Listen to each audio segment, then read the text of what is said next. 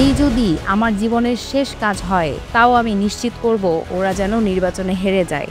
না, এটা কোনো রাজনৈতিক নেতার কথা নয়, বলেছেন ইলন মাস্ক। টেসলা আর স্পেস এক্সের এই বিলিয়নিয়ার এখন সরাসরি হুমকি দিচ্ছেন আমেরিকার রাজনৈতিক ব্যবস্থাকে, বিশেষ করে ডোনাল্ড ট্রাম্পকে। মাস্ক বলেছেন, সরকারের পাগলামির বিরুদ্ধে আমি লড়ব। সম্প্রতি ট্রাম্প সমর্থিত এক নতুন কর বিল নিয়ে চরম ক্ষুব্ধ ইলন মাস্ক। তার দাবি, এই বিল পাশ হলে দেশের ঋণ বাড়বে আরও $5 ট্রিলিয়ন। আর তাই হুঁশিয়ারি দিয়েছেন, এই বিল পাশ হলে পরদিনই গঠন করবেন আমেরিকার পার্টি, তার নিজস্ব রাজনৈতিক দল। ওয়ালটন এখন দেশের সীমানা পেরিয়ে পৌঁছে গিয়েছে 50টিরও বেশি দেশে। ওয়ালটন, ঘরে ঘরে বিশ্বজুড়ে। মজার ব্যাপার হলো, 2024 সালের নির্বাচনে ট্রাম্পের পক্ষে মাস্ক খরচ করেছেন প্রায় $275 মিলিয়ন।